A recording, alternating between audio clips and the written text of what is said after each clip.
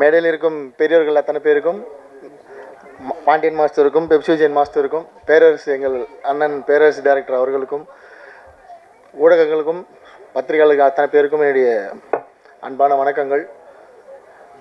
ரொம்ப சந்தோஷம் இப்படி ஒரு நிகழ்வில் வந்து கலந்துக்கிட்டது. நான் சமீபமாக எங்கேயும் வரதில்லை. ஏன்னா எனக்கு இந்த திரௌபதி 2லேருந்து கொஞ்சம் வெளியே வரத்துக்கே பெரிய கேப் ஆகிடுச்சு. நான் இதுக்கும் வரமாட்டேன்னு தான் சொன்னேன். என்ன விஷயம்னா அண்ணன் குழந்தைக்கு இல்லை ஒன்றும் அது ஆப்ரேஷன் நடந்துட்டு இருக்கு. ஆப்ரேஷன்லாம் இல்லை அப்படிங்க. அது பல்லில் ஒரு சின்ன பிரச்சனை. ஒரு ஸ்டண்ட் கலைஞர் இயக்குனர் ஆகிறது வந்து சாதாரண விஷயம் இல்லை. அது ஒரு பெரிய முயற்சி. அந்த முயற்சிக்கு வந்து உறுதுணையாக நிற்கணும், துணையாக நிற்கணும் அப்படின்ற ஒரே காரணம் தான் கிளம்பி வந்துட்டேன். எவ்வளோ முக்கியமான வேலையாக இருந்தாலும் விட்டுட்டு முதல்ல என்னுடைய மனமார்ந்த வாழ்த்துக்கள் சிலம்பம் பட குழுவினருக்கு. இந்த படம் மிகப்பெரிய வெற்றி அடையட்டும். இன்னொரு முக்கியமான காரணம் இருக்குது. அண்ணன் நேற்று எனக்கு ட்ரெய்லர் அனுப்பினார். ட்ரெய்லர் பார்த்தேன். அந்த ட்ரெய்லர் வந்து இது எதை அடிப்படையாக கொண்ட படமாக இருக்குது அப்படின்னா சிலம்பம். இன்றைக்கி நம்ம ஒரு 1000 வருஷத்துக்கு முன்னாடி அங்கேருந்து அப்படியே சில விஷயங்கள்லாம் நம்ம இப்போது இன்னும் நம்ம பயன்படுத்திகிட்டு இருக்கோம். சில விஷயங்கள்லாம் நமக்கு இன்னும் நம்மளை விட்டு விலகாமல் இருக்குன்னா அதில் முக்கியமான ஒரு விஷயம் வந்து சிலம்பம். இது வந்து இப்போ ஆரம்பித்த கலை இல்லை. ஸோ இது தமிழர்களோட மரபு கலை. சிலம்பன் அப்படின்னா முருகன். ஸோ அவர் தான் இந்த சிலம்பத்துக்கு தலைவர். ஒரு சிலம்ப கலையில் அதில் நடக்கிற அரசியல், அதில் இருக்கிற பிரச்சனைகள், அதை வந்து எப்படி ஒரு எளிய மக்களுக்கு கொண்டு போய் சேர்க்கணுன்ற ஒரு உயரிய நோக்கத்தோடு எடுத்திருக்காரு. ட்ரெய்லரை நேற்றே பார்த்ததுக்கப்புறம் நிச்சயமாக அந்த விழாவில் கலந்துக்கணுன்ற ஒரு முன்முடிவோடு தான் அந்த கலந்துருக்கேன். வாழ்த்துக்கள். கூடவே படத்தில் சொல்லியிருக்காரே தெரில, ஒரு முக்கியமான விஷயம் இருக்குது. சிலம்பம் கற்றுக்கிட்டு தேசிய லெவல்லையோ இல்லைனா தமிழ்நாட்டு லெவல்லையோ நீங்கள் வந்து அங்கீகாரம் வாங்கி ஜெயிச்சிட்டிங்கன்னா கவர்மெண்ட் வேலை இருக்குது. அது வந்து படத்தில் சொல்லியிருக்கீங்களா தெரியல. இது பல மாணவர்களுக்கு தெரியாது. நம்ம யூபிஎஸ்சி அந்த மாதிரி பல அரசாங்க வேலைக்கு போகிறதுக்கு பல முயற்சிகள் எடுக்கிறீங்க, படிக்கிறீங்க. விளையாட்டிலும் அது முக்கியமாக சிலம்பத்தில் ஆர்வம் காட்டி சிலம்பத்தில் நீங்கள் வந்து வெற்றியாளர் இருந்தீங்கன்னா கவர்மெண்ட் வேலைக்கு போகலாம். 3% கோட்டா இருக்குது தமிழ்நாட்டில். சிலம்பம் அவ்வளோ முக்கியமான விஷயம். இது எனக்கு வந்து திரௌபதி படம் பண்ணுறப்ப தான் தெரியும். ஏன்னா அதில் என்னோடய ஹீரோ வந்து சிலம்பம் கற்றுத்தர ஒரு வாத்தியார் தான், ரிச்சர்ட் சார். அந்த ரோல் பண்ணியிருப்பார்.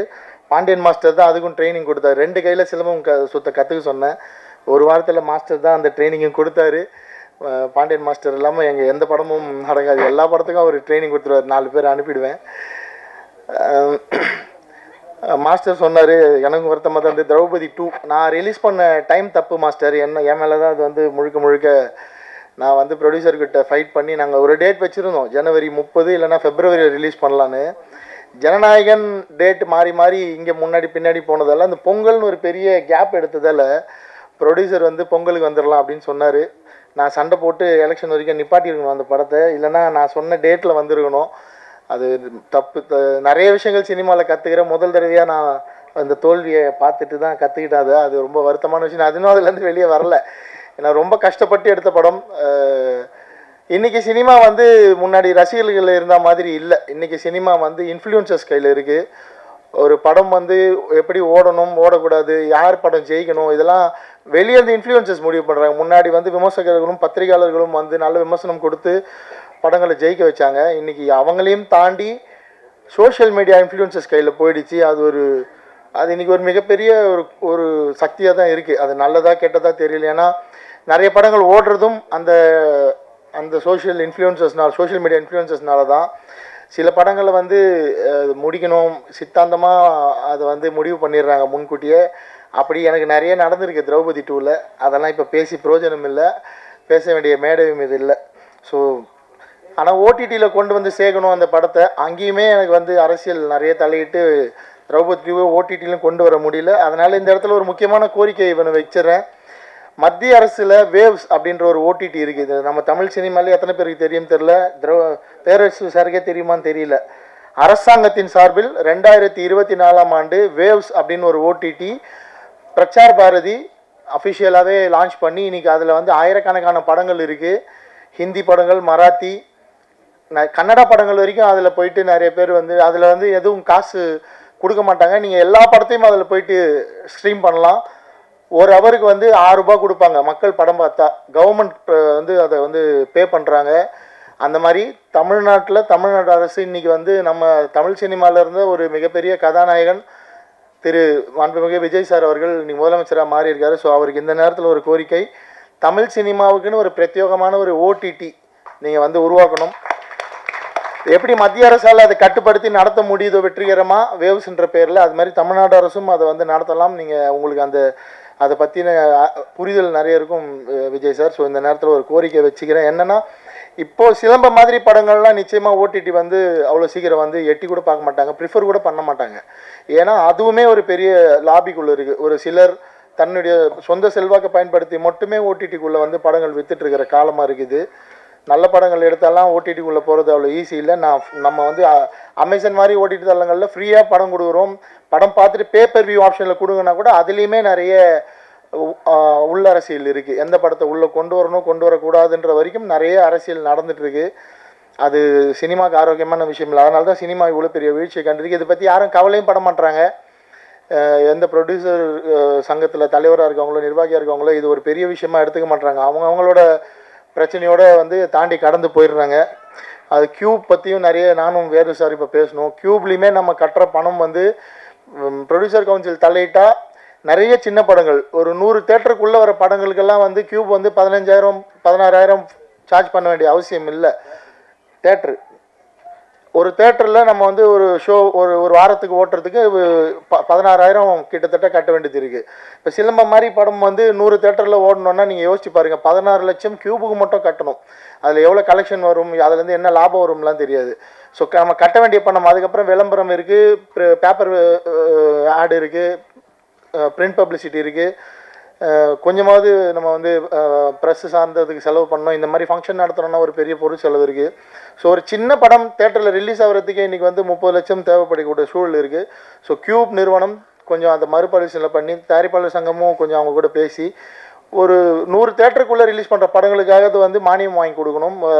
அது முன்னாடி இருந்தது, அந்த நடைமுறை திரும்ப இல்லை இப்போ. ஸோ அதை சரி பண்ணி கொடுங்க. அப்போ தான் இவங்கெல்லாம் வந்து ஒரு நிகழ்ச்சி நடத்தி இங்கேருந்து ஒரு 20 நாளுக்குள்ளே தேட்டருக்கு வர முடியும். அவ்வளோ ஈஸி இல்லை. இந்த மாதிரி ஒரு நிகழ்ச்சி நடத்திட்டு சந்தோஷமாக இதே சந்தோஷத்தோட படத்தை தேட்டருக்கு கொண்டு போகிறது. சிசேரியன் மாதிரி அது ஒரு 3 மடங்கு சிசேரியன் ஒரு படத்தை தேட்டருக்கு கொண்டு போகிறது அவ்வளோ கஷ்டம். ஸோ தமிழ்நாடு அரசு தயவு செஞ்சு ஒரு ஓடிடி பிளாட்ஃபார்மை க்ரியேட் பண்ணி, அதே மாதிரி பெர் ஹவர் 6 rupees கொடுக்க முடியலனா கூட streaming charges per hours 4 rupees கொடுத்து சின்ன படங்கள் நிறைய படங்களை வந்து ஓடிடிக்குள்ளே கொண்டு வந்து மக்கள்கிட்ட கொண்டு போய் சேர்க்கறதுக்கு நீங்கள் ஹெல்ப் பண்ணணும். ஏன்னா நான் மறுபடியும் சொன்னது தான், சோஷியல் மீடியா இன்ஃப்ளூயன்சஸ் பண்ணுற அவங்க வந்து தன்னோட லாபத்துக்காக காசை வாங்கிக்கிட்டு எந்த படம் ஓடணுன்றதை அவங்க முடிவு பண்ணுறதால நிறைய நல்ல படங்கள் ஓடிடிக்குள்ளே வந்ததுக்கப்புறம் தான் மக்களால் பாராட்டப்படுது. நிறைய ஓடின படங்கள் ஓடிடிக்குள்ளே வந்ததுக்கப்புறம் மக்களால் வந்து விமர்சிக்கப்படுது. இது இந்த படம் எப்படா ஓடிச்சு, இது ஸ்கேமு. நீங்கள் ட்விட்டர் யூஸ் பண்ணுறவங்களாம் தான் தெரியும், இந்த படம் ஸ்கேமுன்னு போடுவாங்க ஓடின படத்தை. அது ஏன்னு பார்த்தீங்கன்னா இன்ஃப்ளூயன்சஸால், சோஷியல் மீடியா இன்ஃப்ளூயன்சஸால் அது சின்ன நெட்வொர்க் கிடையாது, நம்ம கண்ணுக்கு தெரியாத ஒரு மிகப்பெரிய ஒரு நெட்வொர்க்காக அது இப்போ இயங்கிட்டுருக்கு. நான் பாதிக்கப்பட்டிருக்கேன். திரௌபதி 2 திரைப்படம் கிட்டத்தட்ட ஒரு குறைஞ்சது ஒரு 400 இன்ஃப்ளூயன்சஸ் இன்றைக்கி தோத்துட்டாங்க அந்த கட்சி. ஸோ அவங்க சைடில் இருந்து கட்சின்னு இல்லை, கட்சியில் இருக்க சில நபர்கள் அவங்களோட சொந்த சிந்தனைக்காக அதை பயன்படுத்தி ஒரு படத்தையே வந்து மக்கள்கிட்ட கொண்டு போய் சேர்க்காமல் அவ்வளோ நெகட்டிவ் ரிவ்யூஸ் வந்து பிளான் பண்ணி கொண்டு போய் சேர்க்க முடியுது. மக்களும் அதை நம்புகிறாங்க. ஏன்னா நம்ம அதே பழகிட்டோம். புக் மை ஷோவில் என்ன ரேட்டிங் இருக்குது. இப்போ இந்த சிலம்பம் படம் ரிலீஸ் ஆகிறதுக்கு அன்றைக்கே வந்து என்னால் இவர் ஒரு 1 லட்ச ரூபா செலவு பண்ணாருன்னா புக் மை ஷோவில் என்னால் 9.5 ரேட்டிங்ஸ் வாங்கி தர முடியும். அப்படி ஒரு ஆப்ஷன் இருக்குது. ஆனால் நம்ம மக்கள் வந்து அந்த ரேட்டிங்ஸை தான் நம்புகிறாங்க. அதெல்லாம் இன்ஃப்ளூயன்சஸ் மார்க்கெட்டிங். பணம் இருக்கிறவங்க, பெரிய பணம் செலவு பண்ணுறவங்க, ஒரு 50 கோடி 60 கோடியில் படம் எடுக்கிறவங்க ஈஸியாக 6 கோடி ரூபா செலவு பண்ணி அவங்களால மார்க்கெட் பண்ண முடியும். இந்த மாதிரியான படங்கள், இந்த பிரசாத் லேப் வந்து கிட்டத்தட்ட ஒரு மாதத்துக்கு 25 படங்கள் பார்க்குது. அவங்களாம் வந்து எப்படி தேட்டரில் போய் படத்தை ஓட்ட முடியும்? ஸோ இதெல்லாம் புரிஞ்சுக்கணும். இதெல்லாம் எங்கே பேசுகிறது தெரில. இந்த மாதிரி மேடை கிடைச்சா தான் பேச முடியும். ஸோ இவ்வளோ பேர் கஷ்டப்பட்டுருக்காங்க. இந்த கனவுகள் எவ்வளோ இருக்கும். அத்தனை சிலம்பம் பயிற்சி பெற்ற மாணவர்களுக்கு வந்து இதில் நடிச்சிருக்காங்க. நம்மளை மக்கள் கொண்டாடிட மாட்டாங்களான்னு எவ்வளோ கனவு இருக்கும். அதெல்லாம் நீங்கள் எப்படி சாத்தியப்படுத்த போகிறீங்க தெரில. ஆனால் படம் முடிஞ்சு இதுக்கு பல பேர் ஒத்துழைச்சிருப்பாங்க, பல பேர் உதவி பண்ணியிருப்பாங்க. மியூசிக் டைரக்டர் சார் வந்து அவ்வளோ குவாலிட்டியாக ஒர்க் பண்ணியிருக்காரு. அவர் பேசுகிறப்பே தெரியுது அவரோட குவாலிட்டி. கேமராமேன் ஆகட்டும், ஒர்க் பண்ண ஒரு சின்ன டெக்னீஷியன் வரைக்குமே சொல்கிறேன். ஒரு ஆர்ட் டிபார்ட்மெண்ட்டில் ஒர்க் பண்ண செட் அசிஸ்டன்ட் வரைக்குமே எவ்வளோ இதுக்கு வந்து ஒத்துழைச்சிருப்பாங்க. அவ்வளோ பேரோட கனவும் அவ்வளோ பேருடைய உழைப்பும் வெற்றி பெறணும். அதுக்காக கொஞ்சம் இந்த இன்ஃப்ளூயன்சஸ்லாம் உங்களோட பர்சனல் சித்தாந்தங்கள் அதெல்லாம் வச்சுட்டு எல்லா படத்துக்கும் வாங்குற மாதிரி பேமெண்ட் வாங்காமல் இந்த படங்களுக்கு கொஞ்சம் சின்ன பேமெண்ட்டாக நீங்களும் ஸ்லாட்டை மாற்றி இவங்களையும் கொண்டு போய் ஒரு ட்விட்டரில் சிலம்பம் பற்றின ஒரு ட்வீட் போடணுன்னா நீங்கள் வாங்குகிற பேமெண்ட்டை குறைச்சிக்கோங்க. நீங்கள் நல்லா இருக்கணும்னா சினிமா நல்லா இருக்கணும். சினிமா தான் உங்களுக்கு வந்து சோறு போடுது. அதை வந்து மைண்டில் வச்சுக்கோங்க. ஸோ இன்ஃப்ளூயன்சஸ்னால் நம்ம வந்து பெரிய படங்கள் பெரிய டெக்னீஷியன்ஸ் கூட தான் ட்ராவல் பண்ணணும், அதுதான் மதிப்புன்னு நினைக்காம சின்ன படங்களுக்கும் தயவு செஞ்சு ஒர்க் பண்ணுங்கள். தமிழ்நாடு அரசும் தயவு செஞ்சு ஒரு ஓடிடி ஓப்பன் பண்ணி சினிமா வாழுவீங்க. நன்றி, வாழ்த்துக்கள். மறுபடியும் சிலம்பம் படம் மிகப்பெரிய வெற்றி அடையட்டும். அத்தனை குழுவினருக்கும், உழைச்ச அத்தனை பேருக்கும், தயாரிப்பாளருக்கும், கலந்து வாழ்த்த வந்த அத்தனை பேருக்கும் என்னுடைய மனமார்ந்த இடி மழை பெஞ்சு ஓஞ்சது மாதிரி இருக்குது. ஆமாம், கூல் சீரியஸ் வேறு சும்மா இல்லாமல் விஜய் சார் வேறு வேண்டுகோள் வைக்கிறாப்புல. அதெல்லாம் எந்த பதவியும் வேணாம், திருப்பி பிடிங்கிடுவாங்க யாராவது சொல்லி. ஏற்கனவே ஜோசியரை கொடுத்து பிடிங்கிட்டாங்க. இருந்தாலும் உங்கள் அக்கறைக்கு நன்றி. இது ஒரு ஸ்டண்ட் யூனியன் விழா மாதிரி தான் இருக்குது. ஆமாம், எங்கள் பெப்சி விஜயன் மாஸ்டர், அப்புறம் இங்கே நம்ம தமிழ் திரையில் உள்ள எல்லா ஹீரோக்களுக்கும் குருகுலம் இங்கே பாண்டியன் மாஸ்டர். ஆமாம், அங்கே போகாமல் இங்கே உள்ளே வர முடியாது. ஆமாம், ஸ்டண்ட் யூனியன் தலைவர், பொருளாளர், செயலாளர் எல்லாருக்கும் என்னென்னா உங்கள் பாசம் தெரியுது. ஏன்னா நம்ம யூனியன் உள்ள ஒருத்தர் டைரக்டர் ஆகிருக்காரு. ஏன்னா ஸ்டண்ட் யூனியன்லேருந்து ஒரு மாஸ்டர் வந்து டைரக்டர் ஆகுங்கிறது மிகப்பெரிய கௌரவமான விஷயம். ஆமாம், நீங்கள் எல்லாம் வந்திருக்க எல்லாம் ஒரு பாசத்தின் அடிப்படையில் வந்திருக்கீங்க. முதல்ல நன்றி. ஆமாம், இசை புயல் கேள்விப்பட்டிருக்கோம், நடன புயல் கேள்விப்பட்டிருக்கோம், வைகை புயல் கேள்விப்பட்டிருக்கோம். இப்போ தான் கேள்விப்படுறோம் பொன்னேரி புயல். ஆமாம், பொன்னேரி புயல் புதுசாக நல்ல பட்டம் தான். ஆமாம், பொன்னேரி புயல் ஜோதி நல்ல ஒரு இயக்குனர் அப்படிங்கிறத விட நல்ல ஒரு தகப்பனாக நிற்கிறார் இங்கே.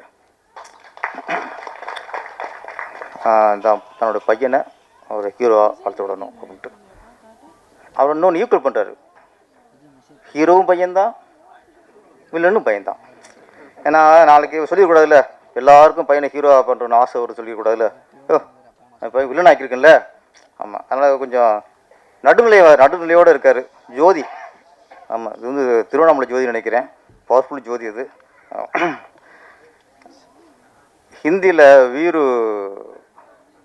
தேவ்கான் பெரிய இயக்குனர், அவர் ஸ்டண்ட் மாஸ்டர், அவர் ஃபைட் மாஸ்டர். அவர் வந்து ஃபுல் ஆர்காட்டு அப்படின்னு ஒரு படம், அதில் தான் பையன், அவர் தான் அஜய் தேவ்கான், தான் பையனை ஹீரோவாக்கி அந்த அந்த ஹீரோவுக்கு தான் ஃபஸ்ட்டு படம். அப்பா தான் டைரக்டர், அப்பா ஃபைட் மாஸ்டர். அந்த படம் பெரிய ஹிட்டு. இன்றைக்கும் அஜய் தேவ்கான் இன்றைக்கும் பெரிய ஹீரோ, இன்றைக்கும் மார்க்கெட்டில் ஒரு ஹீரோ. இந்த மேடையை பார்க்கும்போது எனக்கு வீரு தேவ்கான் தான் ஜோதியாக தெரிறாரு. அடுத்து அந்த நம்ம அஜித் வந்து அஜய் தேவ்கான் மாதிரி பெரிய ஹீரோவாக இருக்கணும். இந்த நேரத்தில் எங்கள் அஜித் சார்ட்டு ஒரு வேண்டுகோள் அவர்கிட்ட, நீங்கள் விஜிட் வைக்கும்போது நான் அஜித் வைப்பேன்ல, ரொம்ப கேப் விட்டுறாதீங்க. நம்ம நடிகர் பழைய கார்த்திக் இருக்கார்ல, கொஞ்சம் கேப் விட்டார், இன்னொரு கார்த்திக் வந்துட்டார். நீங்கள் அஜித் சார் ரொம்ப கேப் விட்டு கார் ரேச்சு சுற்றிட்டே இருந்தீங்கன்னா அந்த இப்போ அஜித்னு வந்துட்டார். ஒரு நடிகர் பேரில் இன்னொரு நடிகர் அதே பேரில் வராருன்னா நம்ம கேப் விட்டுன்னு அர்த்தம். அதனால் அஜித் சார் அந்த கார் ரேஸ்லாம் சீக்கிரம் வேகமாக முடிச்சுவிட்டு சீக்கிரம் வந்துருங்க. இல்லைன்னா அஜித்னு அப்படி அடுத்த இன்னொருத்தர் ஏகேன்னு வருவார், மிஸ்டர் டீன் வந்தார்ல, ஏகேன்னு வருவாங்க. அப்புறம் அல்டிமேட்னு ஒருத்தர் வந்துடுவார். அதனால் சீக்கிரம் வந்து படத்தை ஆரம்பிச்சுங்க. உங்கள் ரசிகர் ரொம்ப அவரோடு எதிர்பார்த்துருக்காங்க. ஏன்னா இப்போ விஜய் சார் அவர் சிஎம் ஆகிட்டார், நீங்கள் நடிகர் தான், ரசிகருக்காக நீங்கள் வந்து நடிக்கணும். உங்களை வச்சு தூண்டில் போடுவோம், சீக்கிரம் வந்துவிட்டோம் அவர். அப்புறம் இந்த மேட்டில் 2 பொண்ணுங்க சிலம்பாட்டம் ஆடினாங்க. அது ரொம்ப அருமையாக இருந்துச்சு, ரொம்ப இருந்துச்சு. ஏன்னா ஒரு காலத்தில் இந்த சிலம்பு அப்படின்னா பெண் காலில் தான் இருக்கும், இன்றைக்கி பெண் கைக்கு வந்துருச்சு. அது பெண்ணோட சிலம்பை கையில் தூக்குனது தான் சிலப்பதிகாரம். இன்றைக்கி பொண்ணுங்க கையில் சிலம்பு, இந்த சிலம்பு தூக்கியிருக்காங்க, அதுதான் இந்த சிலம்பம். ஒரு அன்னைக்கு சிலப்பதிகாரம், இன்னைக்கு சிலம்பம். அப்புறம் புரட்சித் தலைவர் எம்ஜிஆரை பற்றி இன்னொன்று, ஒரு ஃபைட்டு மாஸ்டர் சொன்னாலே எங்களுக்கெல்லாம் தலைவர் ஞாபகத்துக்கு வந்துடும். ஆமாம், இன்னைக்கு புரட்சித் தலைவர் ஆக்ஷன் ஹீரோ.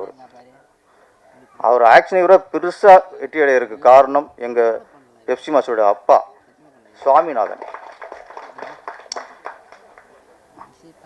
அதுக்கப்புறம் பாருங்க மாஸ்டர், அவர் விஜயகாந்த் அவர்களுக்கும் மாஸ்டர் இருந்தார். அவரும் அரசியல் ஜெயிச்சு எதிர்க்கட்சி தலைவராக வந்து உட்காந்தார். நம்ம தளபதி விஜய் அவர்களுக்கும் நிறைய படங்களும் மாஸ்டர் வந்திருக்காரு. இன்றைக்கி அவரும் செய்ய மாட்டார். ஒரு குடும்பம் 2 சிஎம் உருவாக்கியிருக்கு. ஒன்றே ஒன்று, ஒரு எல்லாரும் அரசியல் ஜெயிச்சிட முடியாது. முதல் நடிகனா ஜெயிச்சிட முடியாது. அந்த நடிகர்லையும் மக்கள் யார் ஆக்ஷன் ஹீரோவோ, அந்த ஆக்ஷன் ஹீரோவை தான் அவன் தலைவனை ஏற்றுக்குவான், ஒரு முதல்வராக ஏற்றுக்குவான். புரட்சி தலைவர் எம்ஜிஆர் அவர்கள் தமிழ் திரையுலகிலேயே முதல் ஆக்ஷன் ஹீரோ. அவர் சிஎம் ஆயிட்டார்.